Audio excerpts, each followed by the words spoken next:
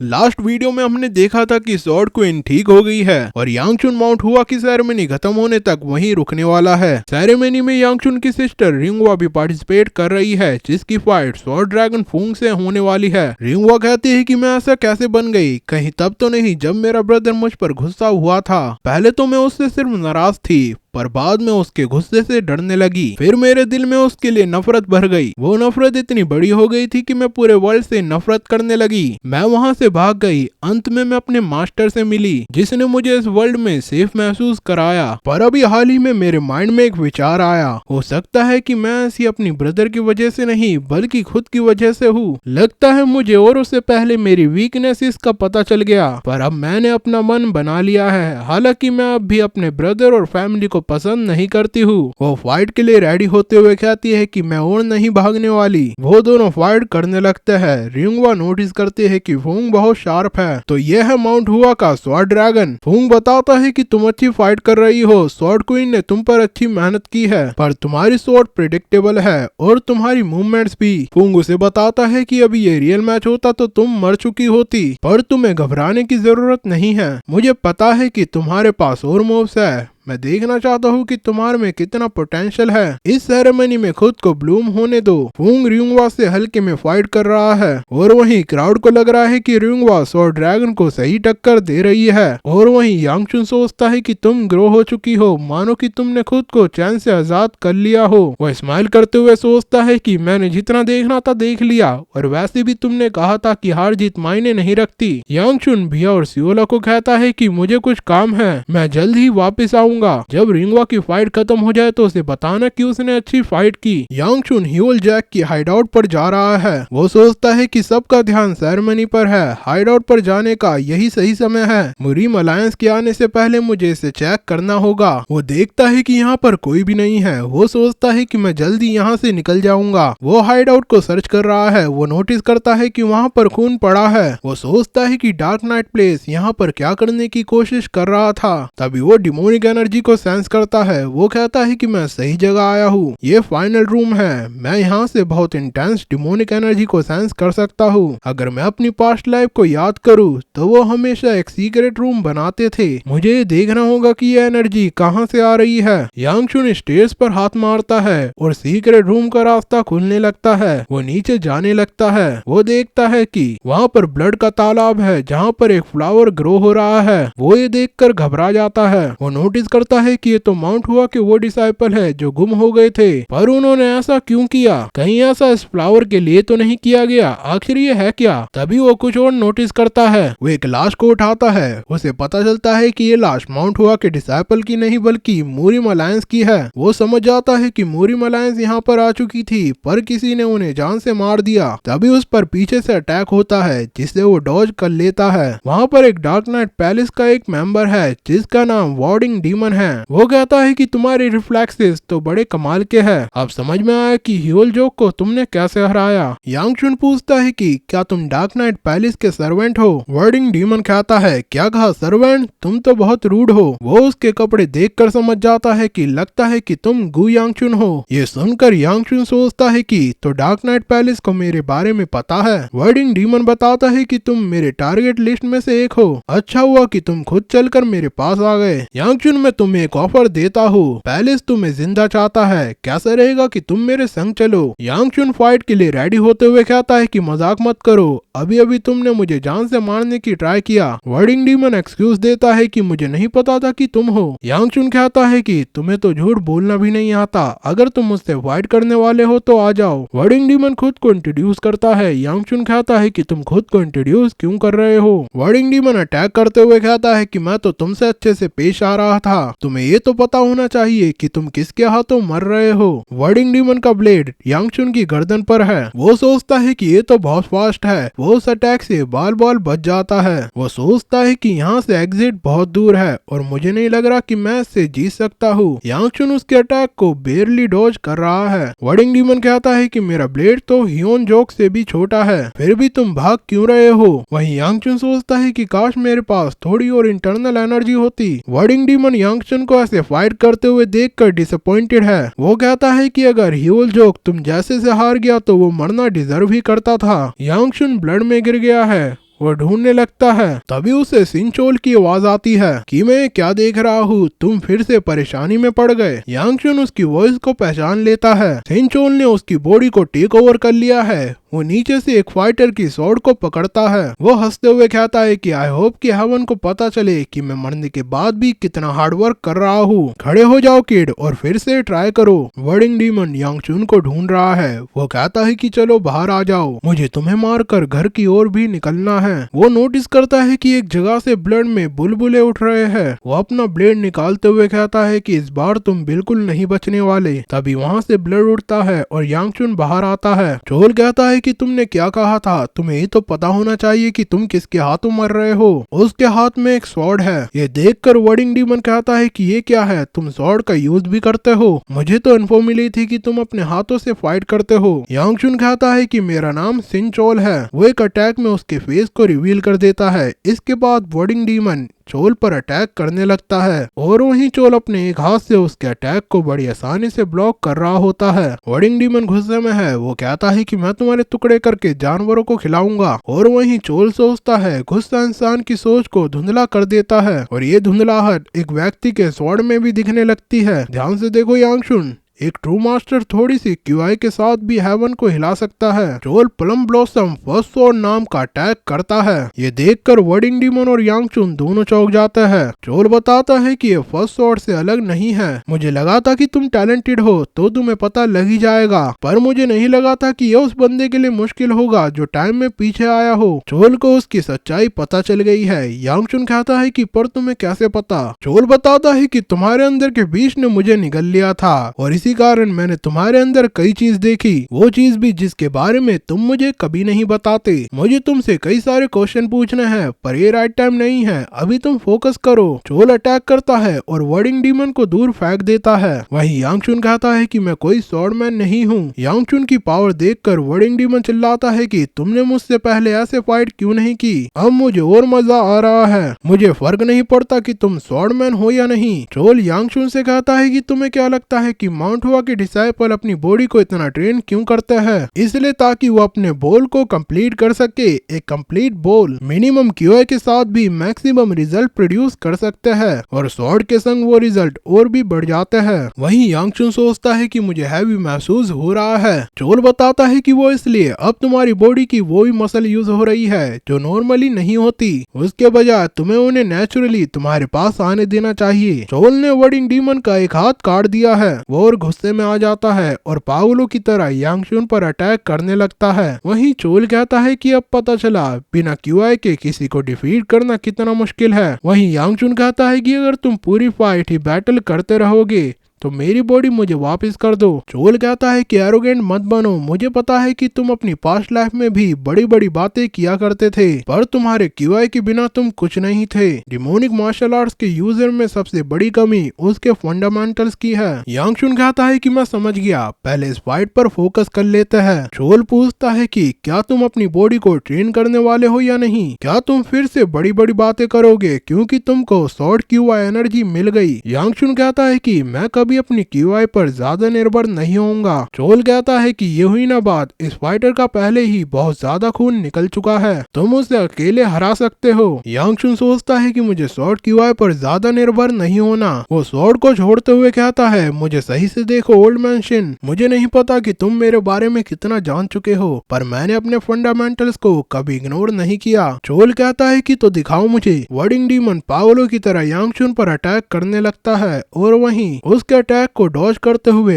Attack prepare करता है। चोल बताता है गुस्सैल एनिमी को तो बहुत कम पावर से भी डिफीट कर सकते हैं। यांगचुन उसमें पंच मारता है और उसे दूर फेंक देता है। इसके बाद वो थोड़ी सी एनर्जी का यूज करके उस पर अटैक करके उसे डिफीट कर देता है। तभी उसकी डीमन एब्जॉर्प्शन आर्ट रिएक्ट करने लगती है। उसे लगता है कि जैसे उसकी बॉडी एक्सप्लोड होने वाली है। वो बताता है कि मेरी इंटरनल क्यूआई कंट्रोल से बाहर हो रही है, अगर मैंने फोकस लूज किया तो मैं बेहोश हो सकता हूँ। हूँ। वहीं चोल उसे बताता है कि जितना मैंने तुम्हें सिखाया था तुम इसे आसानी से कंट्रोल कर सकते हो। यांगचुन कहता है सही कहा, मैं सेंसेशन को पहले भी महसूस कर चुका हूँ। मुझे मेरी ब्रेथ को कंट्रोल करना है ताकि मेरी क्यूआ एक्सप्लोड ना हो। मुझे इस एनर्जी को एक पॉइंट पे इकट्ठा करके अपने सेंटर एनर्जी कोर में डालने की जरूरत है। यांगचुन ऐसा करने लगता है, वो अपनी एनर्जी को कंट्रोल कर लेता है। वो अपनी एनर्जी को देखते हुए कहता है कि मैंने कर दिया, फाइनली मैंने शिखर को हासिल कर लिया। वो नोटिस करता है कि ये हॉट है पर मुझे दर्द नहीं हो रहा,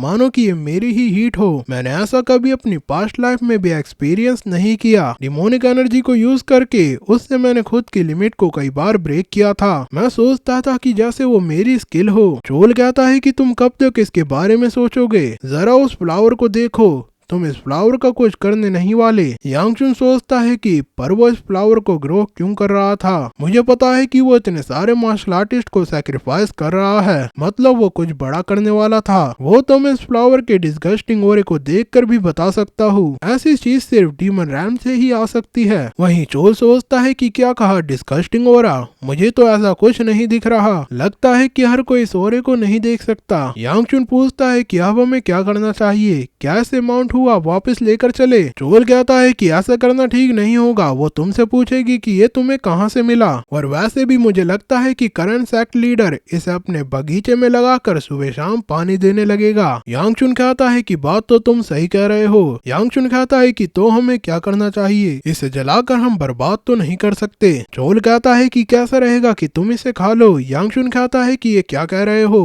चोल कहता है कि तुमने पहले ही सोच विचार कर लिया है ना, अब तुम किस बात की चिंता करते हो। तुम्हें भी पता है कि जितने भी सैक्रिफाइस हुए हैं उनके अटोनमेंट के लिए सबसे अच्छा रास्ता क्या है, और वैसे भी तुम्हें अपने मेथड पर नहीं बल्कि अपनी पावर को ग्रो करने पर फोकस करना चाहिए। यांगचुन फ्लावर को तोड़ते हुए कहता है कि समझ गया, ओल्ड मैन सही कह रहा है, मैंने पहले ही अपना माइंड बना लिया था। वो फ्लावर खाते हुए सोचता है कि मैं हेजिटेट नहीं हो सकता। वो उस फ्लावर को खा लेता है और फिर उस फ्लावर में से कई सारी एनर्जी निकलने लगती है। वो नोटिस करता है कि उस फ्लावर में कई सारी एनर्जी मिक्स है, इंटरनल एनर्जी, दाओइस्ट एनर्जी और डीमन एनर्जी भी। इस सिंगल फ्लावर में इतनी सारी क्यूआई कैसे हो सकती है। मुझे इतना तो पता है कि ये किसी नॉर्मल मार्शल आर्टिस्ट के खाने के लिए नहीं बना। वो अपने हैंड से फायर को रिलीज करता है। वो देखता है कि उसकी फायर में दाओइस्ट एनर्जी भी है। वो पहले की तरह एनर्जी को कंट्रोल कर लेता है। तभी चोल नोटिस करता है कि the goo flame wheel art 5th star पर पहुंच गई है।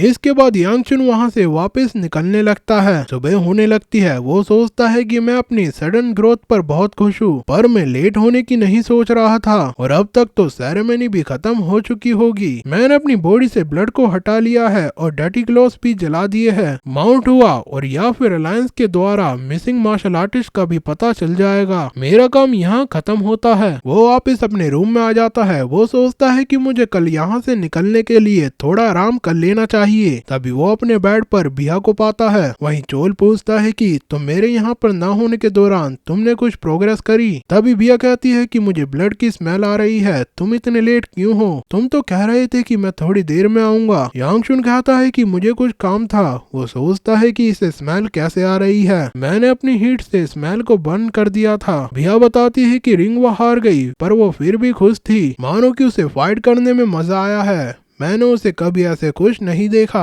बिया उठती है और उसके गले लग जाती है। यांगचुन कहता है कि तुमने अभी कहा कि मुझ में से ब्लड की स्मेल आ रही है, क्या तुम नहीं पूछने वाली कि मैं कहाँ था। बिया उसके गले लगते हुए कहती है कि मैं तुमसे अभी कुछ नहीं पूछने वाली, बस कुछ समय के लिए ऐसे ही रहो। चोल ये देखकर इरिटेट हो जाता है। कुछ समय बाद अलायंस उस हाइड आउट में आती है। एक मेंबर कहता है कि ये तो हमारे मिसिंग मेंबर है, पर ये यहाँ पर क्या कर रहे हैं। तभी दूसरा मेंबर कहता है कि तुम अनऑर्थोडॉक्स एक्ट को हल्के में मत लो, असल में ये मेंबर डार्क नाइट पैलेस का मेंबर है। तभी वो वर्डिंग डीमन को देखता है। वो तुरंत कहता है कि तुम यहाँ से जाकर रिपोर्ट करो, मैं बाकी की बात बाद में बता दूंगा। वो मेंबर वहाँ से चला जाता है। और वहीं दूसरा मेंबर सोचता है कि ये तो पक्का वर्डिंग डीमन है, पर उसे तो एसेंस ऑफ माउंट हुआ लैंड के ऑर्डर मिले थे, पर इसका ये हाल कैसे हो गया और एसेंस कहाँ गया। वो हीट और बर्न के निशान देखकर अंदाजा लगा लेता है कि ये यांगचुन का ही काम है। वो नोटिस करता है कि वर्डिंग डीमन की हेवनली QI कंप्लीटली जा चुकी है।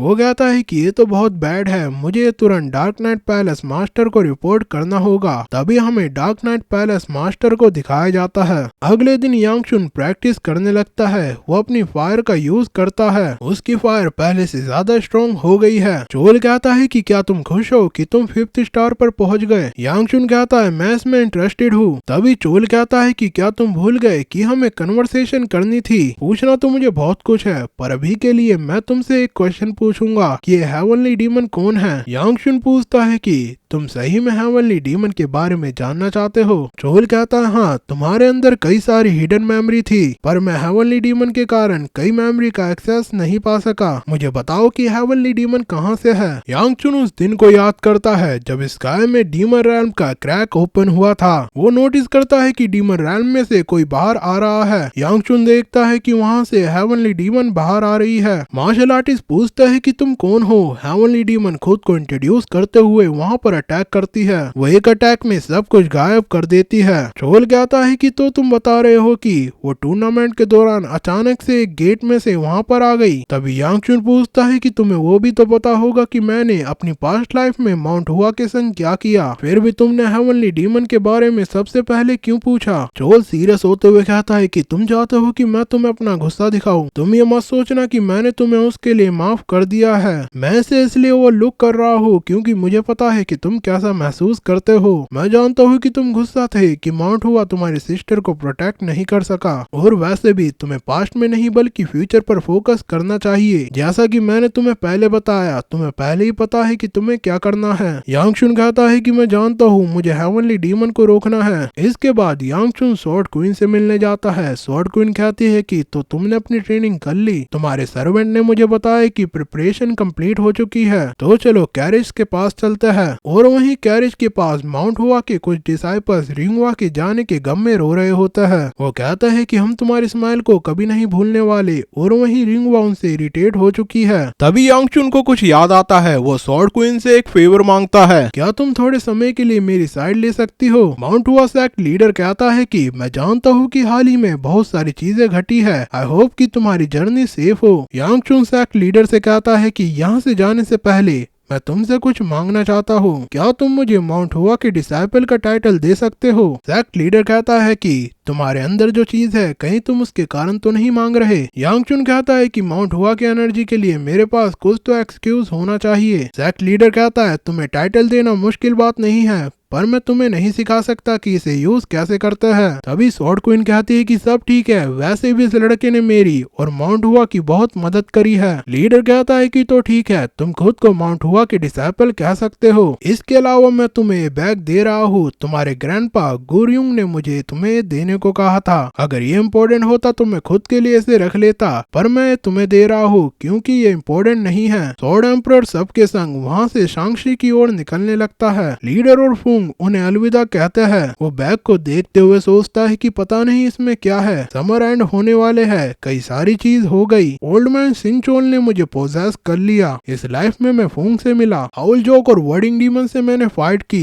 मुझे नहीं लगा था कि मैं स्वॉर्ड क्वीन को क्योर करूंगा, और सबसे अजीब मैं जेगल होंग को यहाँ देखूंगा। भला इसे हुआ क्या है। तो सही में ये पहले म्यूट था। जिस ह्योंग को मैं जानता हूँ ये उस ह्योंग से पूरा अलग है। डिवाइन फ्यूशन भी गूकलैन से मिलना चाहता था, तो वो हमारे संग ट्रैवल कर रहा है। क्या उन्हें गूकलैन में लाना ठीक रहेगा। ठीक ही रहेगा, वैसे भी मैं इसके लिए कुछ कर नहीं सकता, और अगर कुछ होता भी है तो मैं आसानी से चीजें हैंडल कर पाऊंगा। पर बात यह है कि ये ट्रिप बहुत लंबी होने वाली है। ऑटम में वो शैंगशी पहुंच जाते हैं। रिंगवा अपने फादर के सामने खड़ी है। फादर उसे देखता है। वो वहाँ से जाते हुए कहता है कि तुम्हारा स्वागत है। रिंगवा को इसकी उम्मीद नहीं थी। इसके बाद वो यांगचुन से मिलता है। वो कहता है कि मैंने तुम्हारा लेटर पढ़ा, लगता है माउंट माउंट हुआ में बहुत कुछ हुआ है। तभी उसकी नजर बिया पर जाती है। वो पूछता है कि ये कौन है। तभी बिया कहती है कि मैं शांगशी गू क्लैन के क्लैन हेड का स्वागत करती हूँ। मैं नामगुंग क्लैन से नामगुंग बिया हूँ। मैं तुम्हारे सन की खातिरदारी के कारण यहाँ पर आ सकी।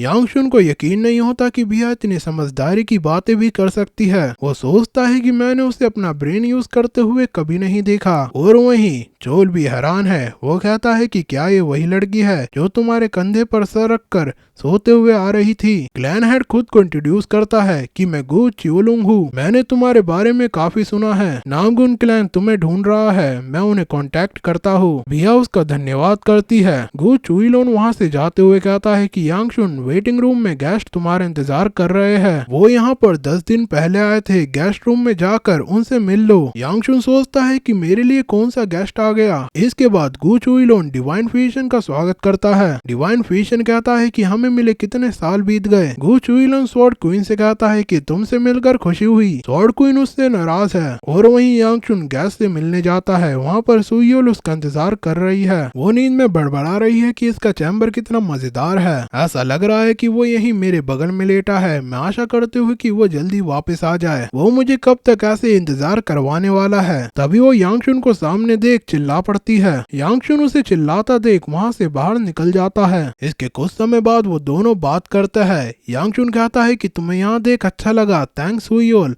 पर तुम्हारा यहाँ आना कैसे हुआ। सुयोल शर्माने लगती है। वो कहती है कि तुम्हारा नाम गू जूलियोप नहीं है। यहाँ क्या चल रहा है तुम्हें पता है कि इसकी वजह से मुझे कितना शर्मिंदा होना पड़ा। वो याद करते हैं कि वो यांगचुन से मिलने के बजाय गू जूलियोप से मिलने चली गई। वो कहती है कि मैं यहाँ पर गू क्लैन के उत्तराधिकारी गू जूलियोप से मिलने आई हूँ, क्योंकि यांगचुन ने उसे झूठ कहा था कि उसका नाम गू जूलियोप है। वो उसका इंतजार करते हुए सोचती है कि मैं फाइनली उससे मिलने वाली हूँ। तभी वहाँ पर जूलियोप आता है। वो कहता है कि मैं जूलियोप हूँ, बताओ तुम्हें मुझसे क्या काम है। सुयोल को समझ नहीं आता। वो पूछते हैं कि तुम कौन हो। सुयोल यांगचुन से पूछते हैं कि तुमने मेरे संग ऐसा क्यों किया। यांगचुन कहता है कि मुझे ना चाहते हुए भी ऐसा करना पड़ा, मुझे माफ कर देना। तो बताओ मुझे कि तुम्हारा शांगशी में कैसे आना हुआ। तभी सुयोल कहती है कि मैं ये तो भूल ही गई थी। मैं यहाँ पर इसलिए आई हूँ क्योंकि मैं तुमसे मिलना चाहती थी। मेरा मतलब मुझे तुम्हें कुछ बताना था। यांगचुन कहता है कि बताओ क्या बताना है। सुयोल खुद को संभालती है। वो एक लेटर निकालते हुए कहते हैं कि ड्रैगन और फियोनिक्स असेंबली जल्द ही शुरू होने वाली है। मैं सोच रही थी कि क्यों ना तुम मेरे संग वहाँ चलो। यांगचुन सोचता है कि ड्रैगन और फियोनिक्स असेंबली का इनविटेशन है। ये ऑर्थोडॉक्स एक्ट का मार्शल आर्टिस्ट टूर्नामेंट है, जहाँ पर हर एक सेक्ट का महान मार्शल आर्टिस्ट पार्टिसिपेट करता है। मैंने सुना था कि रिसेंट असेंबली में कई सारे मोस्टर्स ने पार्टिसिपेट किया था और वहीं से टैंग सुयोल को पॉइजन पीक का टाइटल मिला था। मेरे पास में मुझे वहाँ जाने में शर्म आती थी, पर जब तक मैं सेक्ट का हेयर भी बन गया मैं वहाँ पर गया ही नहीं। वो कहता है कि सच कहूँ तो मुझे नहीं पता कि मैं पार्टिसिपेट करने भी वाला हूँ या नहीं, तो मैं तुम्हें कोई आंसर नहीं दे सकता।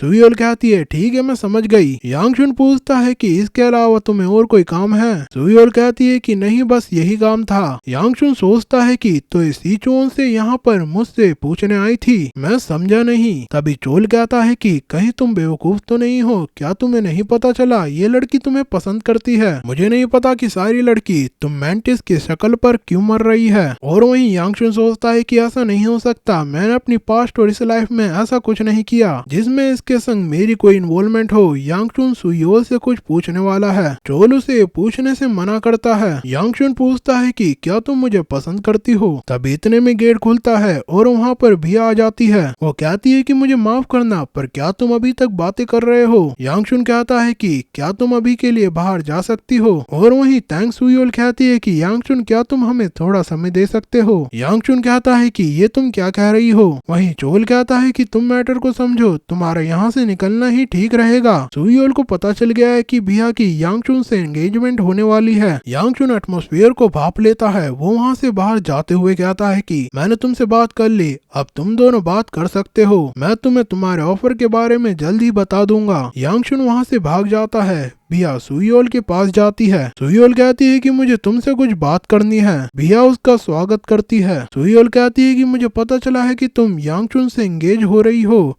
क्या तुमने डिसाइड किया है? बिया बताती है कि मैंने डिसाइड नहीं किया, पर मुझे लगता है कि अच्छी बात है। सुयोल कहती है कि तो मैं तुमसे फिर से पूछती हूँ, क्या तुम यांगचुन से प्यार करती हो? ये सुनकर बिया कहती है कि मुझे नहीं पता कि प्यार कैसे करते हैं, पर मैं चाहती हूँ कि वो हमेशा मेरे साथ रहे। उसका आंसर सुनकर सुयोल सैड हो जाती है। वो सोचती है कि तुम ऐसा कैसे कह सकती हो, मुझे चीटिंग महसूस हो रहा है। काश मैंने एंगेजमेंट के लिए पहले पूछ लिया होता। बिया उससे माफी मांगती है। सुयोल कहती है कि तुम माफी क्यों मांग रही हो? बिया कहती है कि पहले तुमने उसे पसंद किया था। सुयोल कहती है कि मुझे माफी मांगनी चाहिए, तुम्हारे क्लैन के मैटर में मुझे बीच में नहीं आना चाहिए। तभी बिया उस इनविटेशन लेटर को देखकर पूछती है कि ये क्या है। उसे पता चलता है कि ड्रैगन और फियोनिक्स असेंबली का इनविटेशन है। सुयोल बताती है कि मैंने यांगचुन से मेरे संग चलने को पूछा था, वो इसे मना भी कर सकता है, पर अगर वो असेंबली आए तो। तभी बिया कहती है इट्स ऑल राइट, मैं भी आ रही हूँ, अगर वो आता है तो मैं भी आऊंगी। बिया का आंसर सुनकर सुयोल हैरान हो जाती है। वो सोचती है कि कोई इतना अच्छा कैसे हो सकता है, भला उन दोनों के बीच में ऐसा क्या हुआ है।